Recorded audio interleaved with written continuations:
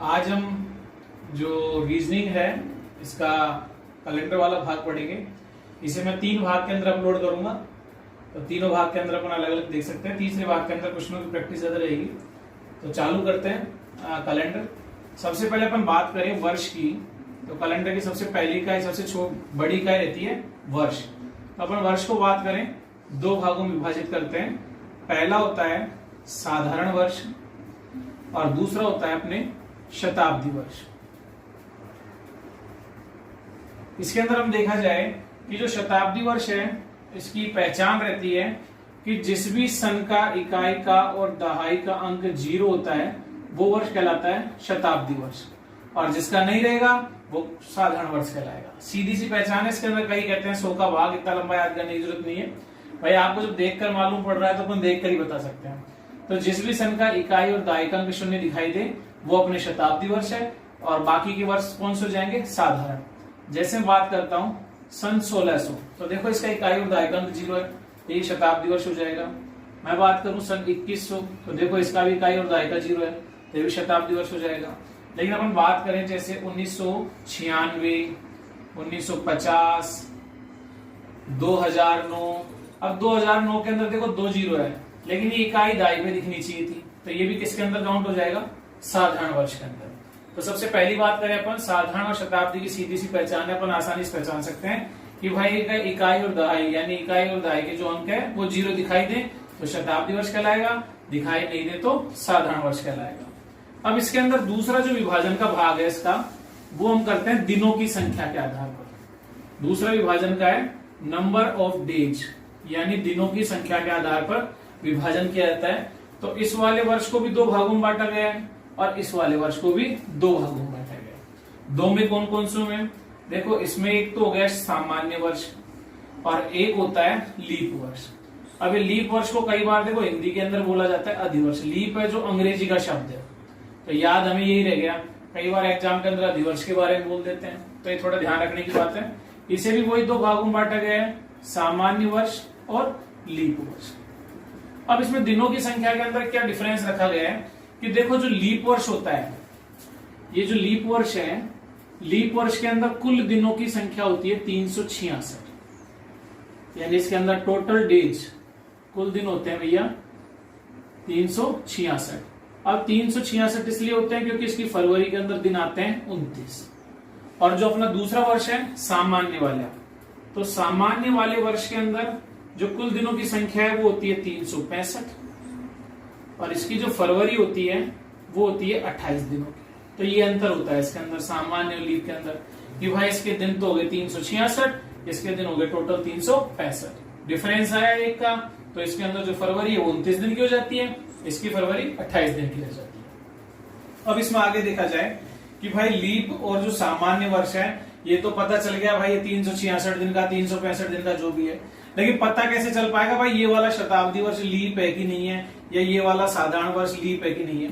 तो देखो इसके लिए सीधी सी पहचान है, अपन लोग बहुत पहले से पढ़ा, छोटी क्लासों में पढ़ा होगा आपने पहले भी, कि जो वर्ष है इसके अंदर 4 का भाग दे दे, पूरा पूरा भाग चला जाए तो वो वर्ष लीप वर्ष कहलाता है। लेकिन इसमें यहाँ पर थोड़ा ध्यान रखना पड़ता है कि ये 4 का भाग है ना जो साधारण वर्ष में देते हैं, कि साधारण वर्ष के अंदर 4 का पूरा पूरा भाग चला जाए तो वो वर्ष हो जाता है लीप वर्ष। लेकिन शताब्दी वर्ष के अंदर अपन 4 का भाग देंगे तो प्रश्न अपना गलत हो जाएगा, क्योंकि जितने भी शताब्दी वर्ष है सबका इकाई और दहाई का अंक 0 दिखाई देता है, और भाजकता का नियम ऐसे कहता है कि जिस भी सन का इकाई और दहाई का अंक 0 रहेगा उसमें 4 का हमेशा पूरा पूरा भाग जाएगा। तो इसके लिए क्या करना है, शताब्दी वर्ष के अंदर 4 का भाग नहीं देते हैं, शताब्दी वर्ष के अंदर कितने का भाग देते हैं? 400 का, कि 400 का पूरा पूरा भाग चला जाए तो वो लीप वर्ष होगा, और 400 का पूरा पूरा भाग नहीं गया तो सामान्य हो जाएगा। तो ध्यान क्या रखना है कि साधारण वर्ष में सामान्य और लीप की पहचान के लिए भाग देना है 4 का, पूरा पूरा भाग गया लीप सामान्य, लीप साधारण वर्ष। शताब्दी वाले में कितने का देना है? 400 का, पूरा पूरा हो गया तो लीप शताब्दी वर्ष, यानी फरवरी कितने दिन की हो जाएगी? 28 दिन की। अब इससे संबंधित मैं आपको देखो प्रश्न कराता हूं यहां पर एक, देखें कि निम्न में से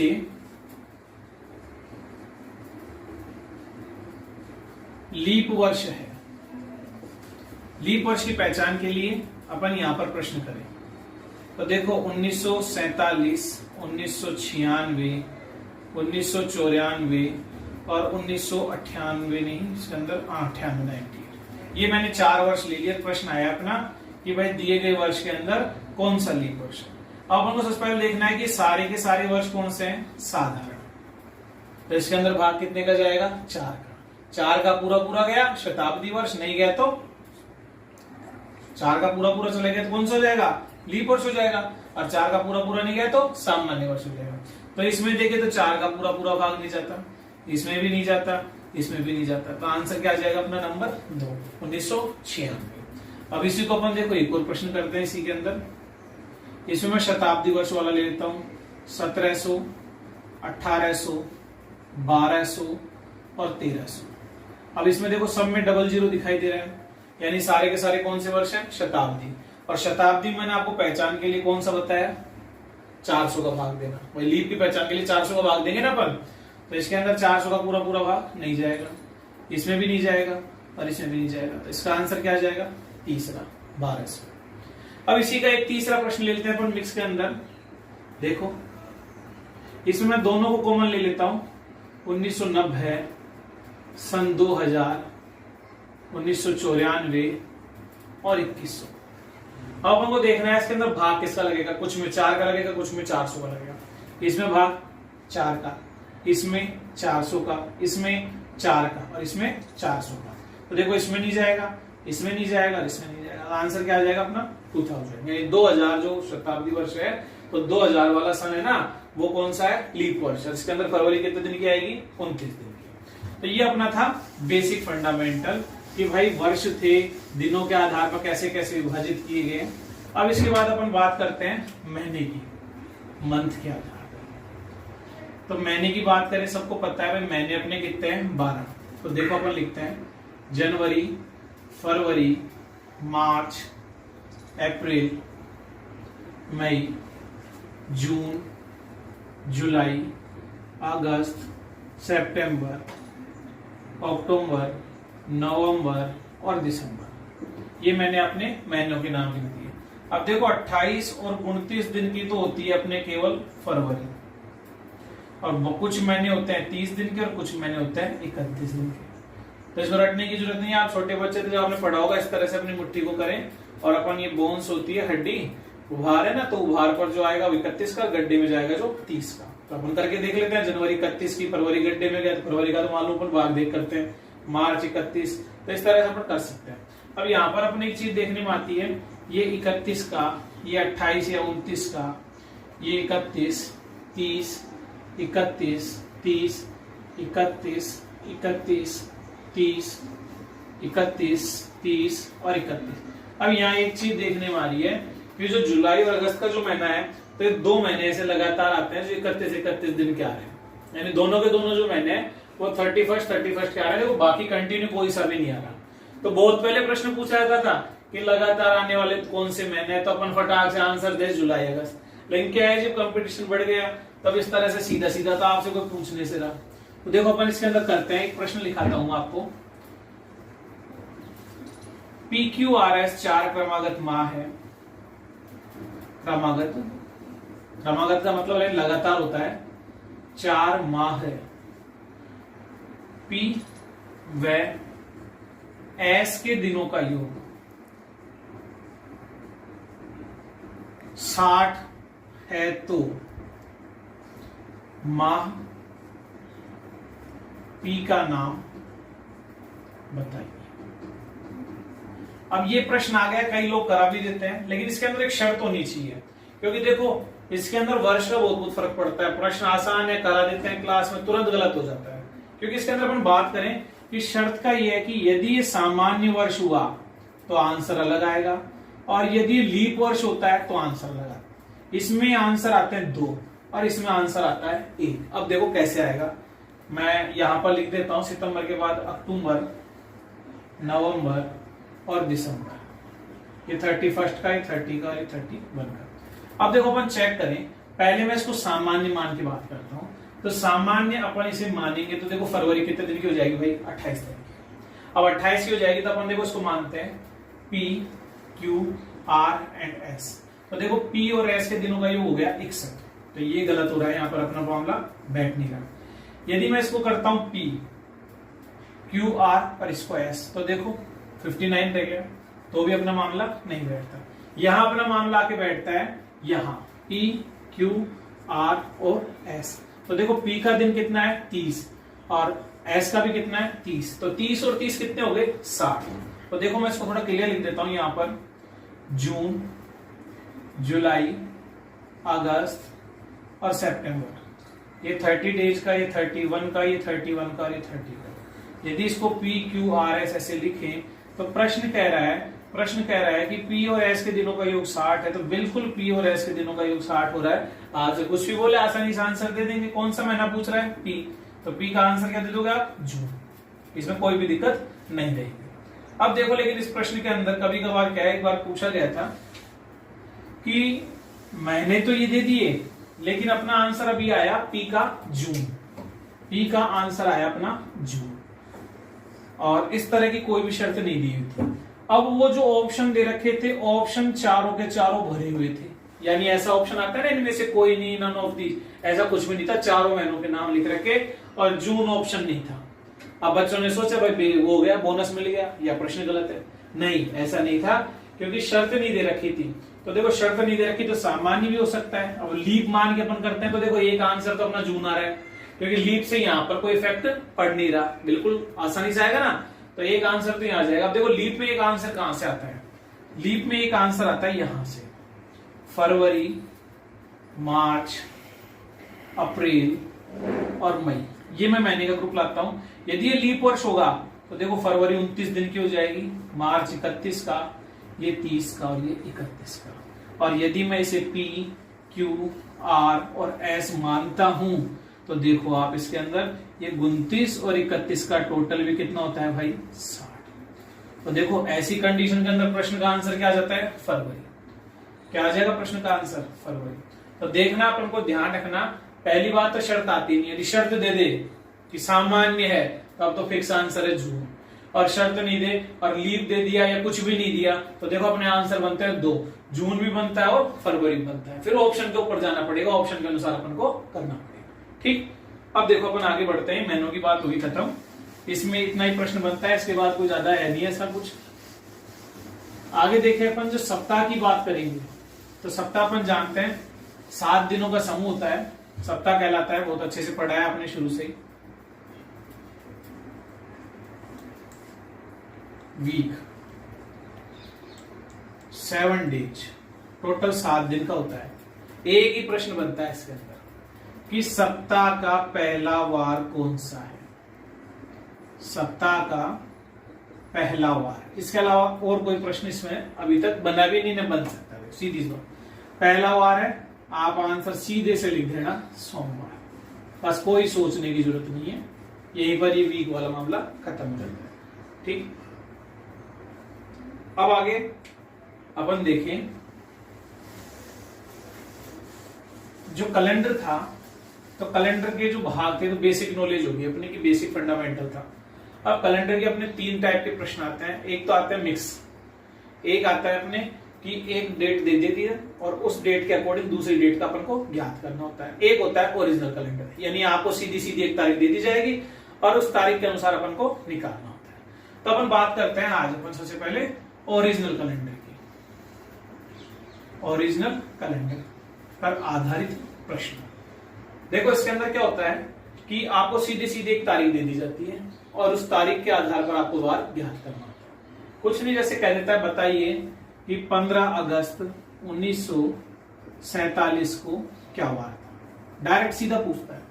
तो देखो इसको अलग अलग तरीके से लोग बात करते हैं, कोई किस तरह से करता है, मैं इसको कोड सिस्टम से कराऊंगा और कोड आपको भी इस पे याद भी करा दूंगा। तो देखो अपन से कोड लिखेंगे ना, अभी मैंने आपको बताया कि भाई ओरिजिनल कैलेंडर अपन को कोड याद करना है, कोड सिस्टम से करेंगे। जैसे अपन पहले कोडों को देखने से पहले अपन पहले प्रश्न को देखेंगे। जैसे प्रश्न आया कि 15 अगस्त 1947 को कौन सा वार था। देखो सीधी सी बात है कि जो प्रश्न बार बार आते हैं वहीं से चालू करते हैं। मैक्सिमम ये प्रश्न कई बार आ चुका है एग्जाम, पहले ज्यादा आता था, आजकल तो इसकी रेशियो बहुत कम हो गया है, लेकिन फिर भी देखो पढ़ना सारी चीज है ना। तो ये बहुत ज्यादा पूछा गया, इसलिए बार बार 15 अगस्त 1947 ओपन लिखा जाता है। अब इसके अंदर कोड की बात करें कि डायरेक्ट तारीख दे दी, अपन को कैसे पता चलेगा, तो इसके लिए क्या होता है, एक फॉर्मूला होता है, सूत्र होता है। सूत्र को याद करने का तरीका है, सीधी सी बात है कि अपने हाथ के अंदर ये उंगली है 5 है, टोटल 5 चीज है। तो देखो पांचों अपन देखेंगे, एक है डेट यानी तारीख, एक है महीने का कोड, एक है शताब्दी का कोड, एक है वर्ष के 2 अंक, अंतिम 2 अंक लास्ट डिजिट, और एक होता है अपना लीप वर्षों की संख्या। इसके अंदर भाग दिया जाता है 7। भाग अपन पूरे कैलेंडर में 7 का और 4 का, इसके अलावा और चीजों को देने की आवश्यकता नहीं पड़ेगी, इसका ही देंगे। अब इसके अंदर अपन को देखना है कि भाई कोड क्या होता है। देखो मैंने यहाँ पर लिख रखा है महीने और इसका कोड, और ये लीप वर्ष के लिए भी लिख रखा है। इसको मैं आपको बताता हूँ कि जनवरी का कोड 1 है, जनवरी फरवरी मैंने कंटिन्यू लिख रखा है, और 144025036 मैंने लिख रखा है। यहाँ पर आपको देखना है कि मैंने लीप वर्ष का एक अलग से डिजिट डाल रखा है, लीप वर्ष के अंदर 0 और 3 लिख रखा है, एक इधर कम कर रखा है, एक इधर कम कर रखा है। कुछ नया कोड नहीं है, सेम टू सेम है, बस आपको जनवरी और फरवरी के कोडों में से एक एक कम करना है। यहाँ 1 था उधर 0 करना है, यहाँ 4 था इसको 3 करना है, क्योंकि फरवरी काउंट नहीं होती है। और लीप वर्ष जब मानेंगे जब फरवरी 29 की काउंट हो जाएगी। भाई जब तक कोई चीज काउंट नहीं तब तक अपन उसको कैसे मान लेंगे, तो फरवरी अपन काउंट आएगी जब जाके देखेंगे, तो इसलिए अपन अलग से याद करें, इतना ध्यान रखने की जरूरत नहीं है। आप तो लीप वर्ष आएगा तो एक एक दोनों में से कम कर देना, बाकी का यथावत रहेगा। ये 4 का 4 लीप वर्ष में 4 0 2 5 0 3 6 1 4 से रहता है। इसको मैं आपको अभी याद करा दूंगा वीडियो के अंदर ही, कोई दिक्कत वाली बात नहीं है। यहाँ देखिए शताब्दी का 1600 के अपन ने कोड दिया 6, 1700 1800 1900 दे रखा है 642064। तो इसमें एक सिस्टम होता है शताब्दी वर्ष का याद करने का भी है, कि जो शताब्दी वर्ष लीप होती है उसका कोड देना है 6। और फिर उसके बाद जो अगला आएगा 100 साल में एक बार आता है, अगला 100 साल बाद आएगा 1600 में। देखो 400 का पूरा पूरा भाग जा रहा है, तो 1600 का कोड दे दिया अपन ने 6। अब 100 साल बाद आएगा 1700, तो फिर अपन को 2 कम करना है बस, और कुछ नहीं करना, रट्टा नहीं मारना बिल्कुल भी। 1600 का 6 था तो 2 कम करा 4, फिर 2 कम करा 2, फिर 2 कम करा 0। अब आ गया अगला कौन है 2000, तो वापस कितना आ जाएगा 6। तो 6420 6420 इस तरह से कंटिन्यू चलता रहता है सीक्वेंस में। अब बात करें वार का कोड, तो देखो अलग अलग होता है, कोई व्यक्ति कैसे पढ़ाता है कोई कैसे पढ़ाता है। मैंने शनिवार को सबसे पहले प्राथमिकता दे रखी है, कई टीचर हैं जो सोमवार को देते हैं, कई रविवार चालू करते हैं, तो अपना शनिवार चालू है। मैंने शनि रवि सोम मंगल कंटिन्यू लिख दिए शुक्रवार तक। और जो अंक होते हैं मैंने इसको लिखा है 0 सबसे छोटा अंक होता है, तो 0 1 2 3 4 5 6 मैंने इस तरह से सीधी गिनती लिखी है, इसमें कोई ज्यादा बड़ी बात नहीं है। शनिवार से स्टार्ट करना है, 0 1 2 3 4 5 से बढ़ते क्रम में लिखना है। अब इधर देखिए अपन कि यहाँ पर एक अपन ने पूछा लीप वर्षों की संख्या, सूत्र के अंदर बोल रखा है लीप वर्ष क्या होता है, लीप वर्ष।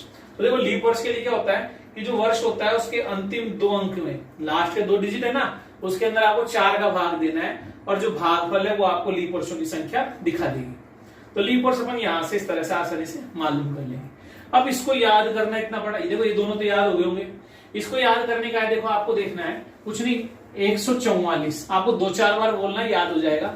144 ऊपर ऊपर कितना है 144, नीचे नीचे 146 है, ऊपर ऊपर 144 है, नीचे नीचे 146 है। आप मेरे साथ बोल सकते हो ऐसे 144 और 146, ऊपर 144 नीचे 146, नीचे 146 ऊपर 144, 144 146 144 और 146। फिर देखना है अपन को 025, कितना दिया है डिजिट 025।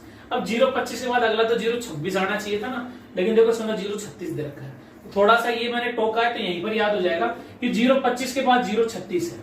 तो देखो आपको याद हो जाएगा, 2-3 बार बोलना, ऊपर ऊपर कितना 144, नीचे नीचे 146, 2 बढ़ रहा है, फिर 025 036 025 036।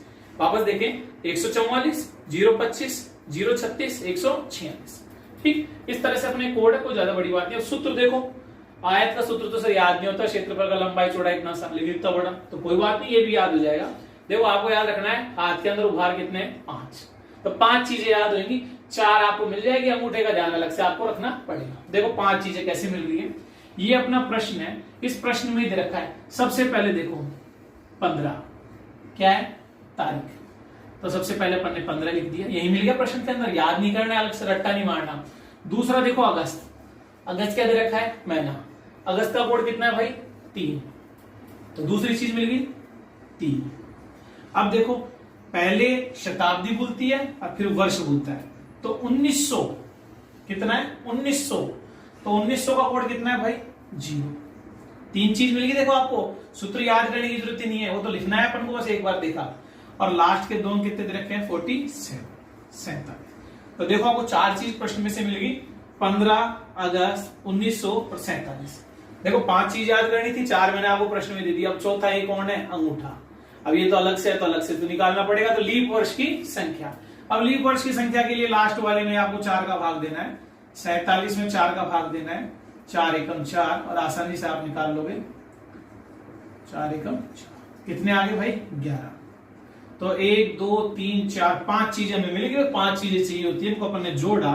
तो देखो 5 और 3 8, 8 16 का 6 हासिल किए, 1 2 4 6 और 1 7, 76 हमें मिल गए। भाग कितने का लग रहा था 7 का, 7 का भाग दिया 7 2 70, बचा कितना है अपने 6। और देखो आप 6 कोड किसका है शुक्रवार का, 6 कोड किसका रहा है शुक्रवार का। तो इस दिन कौन सा वार था शुक्रवार। कोई दिक्कत आसानी से हो गया।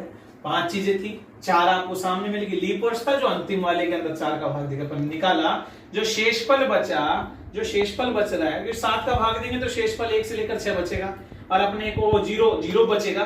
तो अपने देखो 0 से लेकर 6 तक अपने दे रखे हैं, जो मिले वो यहां देख लेना कौन सा वार आ रहा है, जो ही आपका आंसर होता है। अब ये मैंने पढ़ाया जो सही है कि गलत, तो इसको अपन चेकआउट करने के लिए देखो आज मैं पढ़ा रहा हूं, तो आज की तारीख से अपन चेक कर लेते हैं। आज पढ़ाने की तिथि है मेरी 28 अप्रैल 2020, और आज वार कौन सा है जो अपना निकले आएगा। आप आपके न्यूज़पेपर है अखबार मोबाइल उसमें चेक कर लेना। तो देखो सबसे पहले अपन बात करें कि तारीख कितनी मिली भाई 28, अप्रैल का महीना है, उधर कोड देखो अप्रैल का कितना दिखाई दे रहा है आपको 0। फिर सन कौन सा है 2000, तो 2000 का कोड कितना दे रखा है भाई 6, और अंतिम 2 कितने हैं 20, 4 चीज मिल गई। अब 20 के बाद अपन को भाग देना है 4 का, 4 पंजे 20, और बचा क्या है 0। तो देखो भागफल कितना आ गया 5। अब अपन पांचों चीजों को जोड़ दें, 8 और 6 14, और 14 और 5 19, 19 का 9 हासिल की 1, और ये 5। भाग कितने का लगेगा 7 का, 7 7 49, 7 8 56, 7 का भाग 8 बार दिया 56 हो गया, बचा कितना 3। तो शेषफल कितना बचा 3, यानी आज कौन सा वार है, यानी 28 तारीख को मंगलवार। आ गया समझ में, कुछ भी नहीं करा रोकने को। एक अपना इसी का लास्ट प्रश्न अपन कर लेते हैं। लीप वर्ष में जनवरी फरवरी के लिए बोला था ना आपको, तो उसको अपन काउंट कर लेते हैं। देखो एक मैं लेता हूं कि 26 जनवरी सन 2000 कौन सा वार था।